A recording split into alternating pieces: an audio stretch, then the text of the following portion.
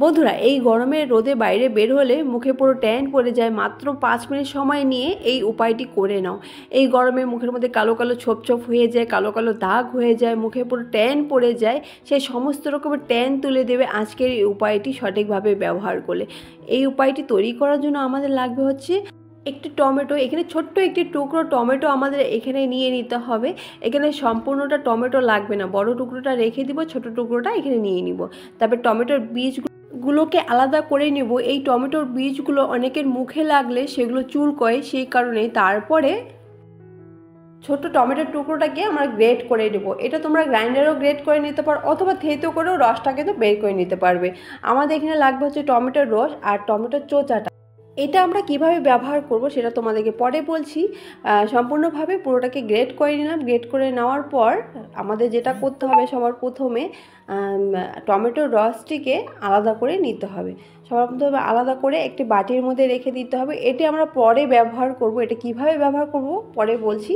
এখানে 1 প্যাকেটের মতো ক্লিনিক প্লাস শ্যাম্পু নিয়ে নিলাম। তোমরা এখানে শ্যাম্পুর বদলে কিন্তু ফেস ওয়াশও ব্যবহার করতে পারবে। এখানে 1/2 প্যাকেটের মতো ক্লিনিক প্লাস শ্যাম্পু নিয়ে নিলাম। তারপরে এখানে 7-8 ফোঁটার মতো নারকেল তেল নিয়ে নিলাম। তারপরে সবার প্রথমে আমাদের ত্বকটিকে ক্লিনজিং করতে হবে। এই দুটো জিনিসকে খুব ভালো করে মিশিয়ে নিলাম। আমাদের তৈরি হয়ে গেল একটি ক্লিনজার। এটি ট্যান রিমুভ করতে এত ভালো কাজ করে যে অবাক করার মতো। সবার প্রথমে মুখটি একটু জল দিয়ে ধুয়ে নিলাম। ধুয়ে নেওয়ার পর সম্পূর্ণ মুখে এই ক্লিনজারটা মুখের মধ্যে লাগিয়ে নিলাম। এটি এভাবে গোল গোল ঘুরিয়ে ঘুরিয়ে সম্পূর্ণ মুখে সবার প্রথমে আমাদের লাগিয়ে নিতে হবে।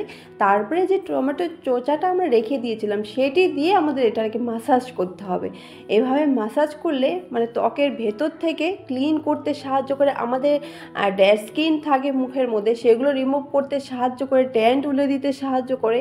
আর কালো কালো ছোপ ছোপ হয়ে যায় মুখের মধ্যে, সেগুলোও কিন্তু তুলে দেয়। তারপরে এইভাবে মাত্র 1 মিনিটের মতো ম্যাসাজ করতে হবে। ম্যাসাজ করে নেওয়ার পর তারপরে একটি ভিজে রুমাল দিয়ে মুখটিকে কিন্তু খুব ভালো করে মুছে নিতে হবে। দেখো, মুখটি মুছে নেওয়ার পর দেখবে মুখের থেকে অনেকটা ট্যান তুলে দিয়েছে। কালো কালো ছোপ ছোপ যেগুলো থাকে সেগুলোও তুলে দিবে। দেখো মুছে নেওয়ার পর ত্বকটি কতটা ক্লিন লাগছে।